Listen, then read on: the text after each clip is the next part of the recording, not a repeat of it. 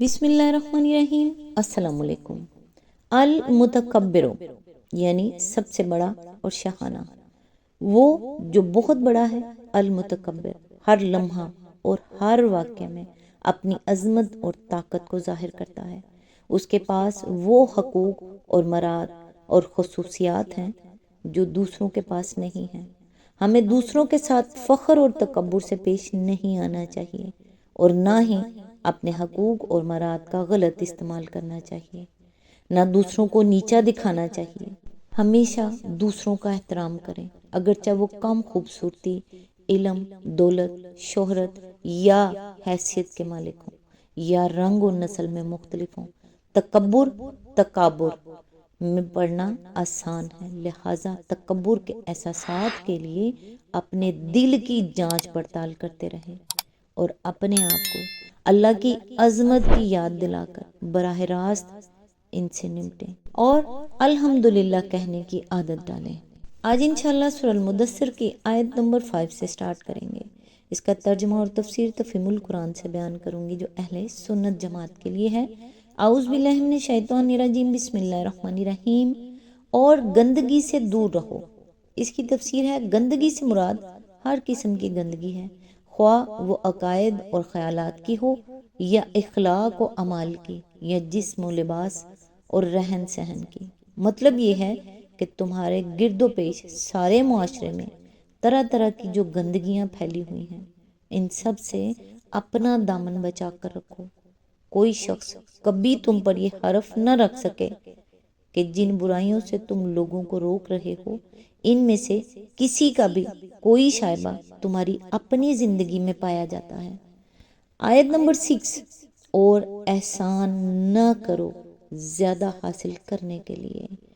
اس کی تفسیر ہے، اصل الفاظ ہیں وَلَا تَمْنُن تَسْتَكْثِرْ۔ ان کے مفہوم میں اتنی وسعت ہے کہ کسی ایک فقرے میں ان کا ترجمہ کر کے پورا مطلب ادا نہیں کیا جا سکتا۔ ان کا ایک مفہوم یہ ہے کہ جس پر بھی احسان کرو بے غرضہ نہ کرو، تمہاری عطا اور بخشش اور سخاوت اور حسن سلوک محض اللہ کے لیے ہو، اس میں کوئی شائبہ اس خواہش کا نہ ہو کہ احسان کے بدلے میں تمہیں کسی قسم کی دنیاوی فائدے حاصل ہوں۔ بلفاظ دیگر، اللہ کے لیے احسان کرو، فائدہ حاصل کرنے کے لیے کوئی احسان نہ کرو۔ دوسرا مفہوم یہ ہے کہ نبوت کا جو کام تم کر رہے ہو، یہ اگرچہ اپنی جگہ ایک بہت بڑا احسان ہے کہ تمہاری بدولت خلق خدا کو ہدایت نصیب ہو رہی ہے، مگر اس کا کوئی احسان لوگوں پر نہ جتاؤ اور اس کا کوئی فائدہ اپنی ذات کے لیے حاصل نہ کرو۔ تیسرا مفہوم یہ ہے کہ تم اگرچہ ایک بہت بڑی خدمت انجام دے رہے ہو، مگر اپنی نگاہ میں اپنے عمل کو کبھی بڑا عمل نہ سمجھو اور کبھی یہ خیال تمہارے دل میں نہ آئے کہ نبوت کا یہ فریضہ انجام دے کر اور اس کام میں جان لڑا کر تم اپنے رب پر کوئی احسان کر رہے ہو۔ آیت نمبر 7، اور اپنے رب کی خاطر صبر کرو۔ یعنی یہ کام جو تمہارے سپرد کیا جا رہا ہے بڑے جان جوکھیوں کا کام ہے، اس میں سخت مصائب اور مشکلات اور تکلیفوں سے تمہیں سابقہ پیش آئے گا۔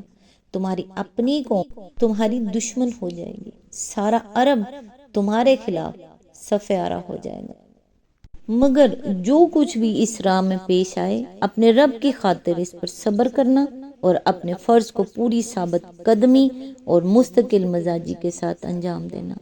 اس سے باز رکھنے کے لیے خوف، طمع، لالچ، دوستی، دشمنی، محبت، ہر چیز تمہارے راستے میں حائل ہوگی۔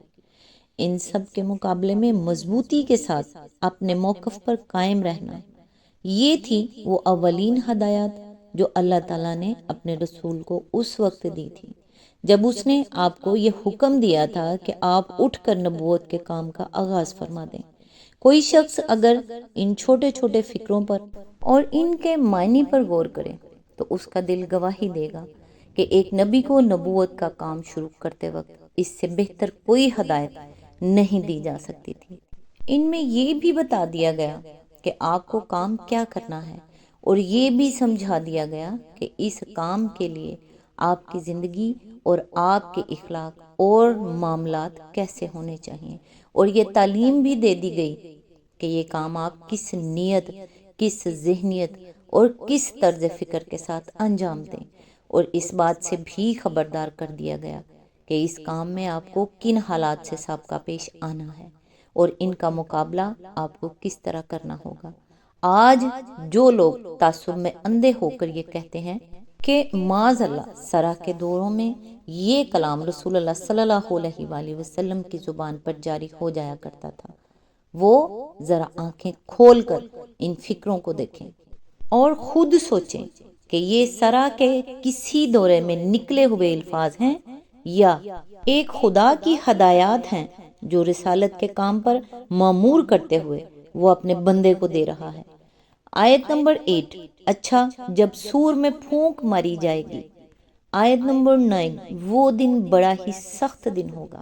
اس کی تفسیر ہے، جیسا کہ ہم دباچے میں بیان کر آئے ہیں، اس سورت کا یہ حصہ ابتدائی آیات کے چند مہینے بعد اس وقت نازل ہوا تھا جب رسول اللہ صلی اللہ علیہ وآلہ وسلم کی طرف سے اعلانیہ تبلیغ اسلام شروع ہو جانے کے بعد پہلی مرتبہ حج کا زمانہ آیا، اور سرداران قریش نے ایک کانفرنس کر کے یہ طے کیا کہ باہر سے آنے والے حاجیوں کو قرآن اور محمد صلی اللہ علیہ وآلہ وسلم سے بدگمان کرنے کے لیے پروپوگنڈے کی ایک زبردست مہم چلائی جائے۔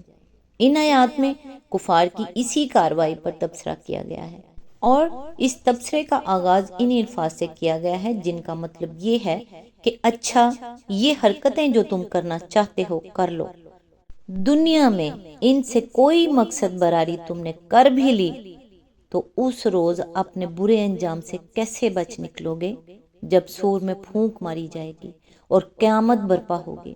سور کی تشریح کے لیے ملاحظہ ہو تفہیم القرآن، جلد 1 سورہ الانعام حاشیہ نمبر 47، جلد 2 سورہ ابراہیم حاشیہ نمبر 57، جلد 3 سورہ طٰہٰ حاشیہ نمبر 78، سورہ الحج حاشیہ نمبر 1، جلد 4 سورہ یاسین حواشی نمبر 46 47، سورہ الزمر حاشیہ نمبر 79، جلد 5 سورہ قاف حاشیہ نمبر 52۔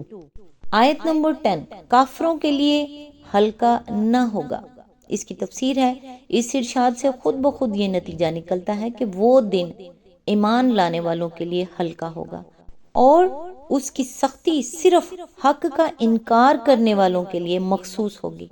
مزید برآں یہ ارشاد اپنے اندر یہ مفہوم بھی رکھتا ہے کہ اس دن کی سختی کافروں کے لیے مستقل سختی ہوگی، وہ ایسی سختی نہ ہوگی جس کے بعد کبھی اس کی نرمی سے بدل جانے کی امید کی جا سکتی ہو۔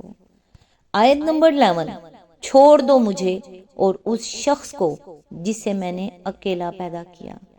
اس کی تفسیر ہے، یہ خطاب ہے نبی صلی اللہ علیہ وآلہ وسلم سے، اور اس کا مطلب یہ ہے کہ اے نبی، کفار کی اس کانفرنس میں جس شخص یعنی ولید بن مغیرہ نے تمہیں بدنام کرنے کے لیے یہ مشورہ دیا ہے کہ تمام عرب سے آنے والے حاجیوں میں تمہیں جادوگر مشہور کیا جائے، اس کا معاملہ تم مجھ پر چھوڑ دو، اس سے نمٹنا اب میرا کام ہے، تمہیں اس کی فکر کرنے کی کوئی ضرورت نہیں ہے۔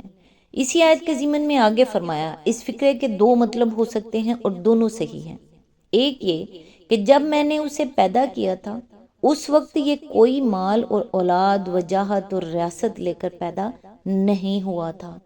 دوسرا یہ کہ اس کا پیدا کرنے والا اکیلا میں ہی تھا، وہ دوسرے معبود جن کی خدائی قائم رکھنے کے لیے تمہاری دعوت توحید کی مخالفت میں اس قدر سرگرم ہے، اس کو پیدا کرنے میں میرے ساتھ شریک نہ تھے۔ آیت نمبر 12، بہت سا مال اس کو دیا۔ آیت نمبر 13، اس کے ساتھ حاضر رہنے والے بیٹے دیے۔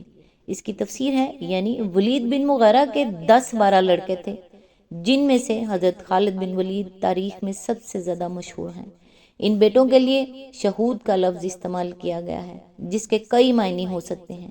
ایک یہ کہ ان کو کہیں اپنی روزی کے لیے دوڑ دھوپ اور سفر کرنے کی حاجت پیش نہیں آتی، ان کے گھر کھانے کو اتنا موجود ہے کہ ہر وقت باپ کے پاس موجود اور اس کی مدد کے لیے حاضر رہتے ہیں۔ دوسرے یہ کہ اس کے سب بیٹے نامور اور بااثر ہیں، مجلسوں اور محفلوں میں اس کے ساتھ شریک ہوتے ہیں۔ تیسرے یہ کہ وہ اس مرتبے کے لوگ ہیں کہ معاملات میں ان کی شہادت قبول کی جاتی ہے۔ آیت نمبر 14، اور اس کے لیے ریاست کی راہ ہموار کی۔ آیت نمبر 15، پھر وہ طمع رکھتا ہے کہ میں اسے اور زیادہ دوں۔ اس کی تفسیر ہے، اس کا ایک مطلب تو یہ ہے کہ اس پر بھی اس کی حرص ختم نہیں ہوئی، اتنا کچھ پانے کے بعد بھی وہ بس اسی فکر میں لگا ہوا ہے کہ اسے دنیا بھر کی نعمتیں عطا کر دی جائیں۔ دوسرا مطلب حضرت حسن بصری اور بعض دوسرے بزرگوں نے یہ بیان کیا ہے کہ وہ کہا کرتا تھا کہ اگر واقعی محمد صلی اللہ علیہ وآلہ وسلم کا یہ بیان سچا ہے کہ مرنے کے بعد کوئی دوسری زندگی ہے اور اس میں کوئی جنت بھی ہوگی، تو وہ جنت میرے ہی لیے بنائی گئی ہے۔ آیت نمبر 16، ہرگز نہیں، وہ ہماری آیات سے عناد رکھتا ہے۔ آیت نمبر 17، میں تو اسے عنقریب ایک کٹھن چڑھائی چڑھاؤں گا۔ آیت نمبر 18، اس نے سوچا اور کچھ بات بنانے کی کوشش کی۔ آیت نمبر 19، تو خدا کی مار اس پر، کیسی بات بنانے کی کوشش کی۔ آیت نمبر 20، ہاں، خدا کی مار اس پر، کیسی بات بنانے کی کوشش کی۔ آیت نمبر 21، پھر لوگوں کی طرف دیکھا۔ آیت نمبر 22، پھر پیشانی سکیڑی اور منہ بنایا۔ آیت نمبر 23، پھر پلٹا اور تکبر میں پڑ گیا۔ آیت نمبر 24، آخر کار بولا کہ یہ کچھ نہیں ہے مگر ایک جادو جو پہلے سے چلا رہا ہے۔ آج تک کے لیے بس اتنا ہی، نیکسٹ انشاءاللہ آیت نمبر 25 سے سٹارٹ کریں گے۔ تب تک کے لیے دعاؤں میں یاد رکھیے گا آج کی دعا: اے پروردگار، ہمارے ان گناہوں کو بخش دے جو ہماری دعاؤں کو قبول نہیں ہونے دیتے۔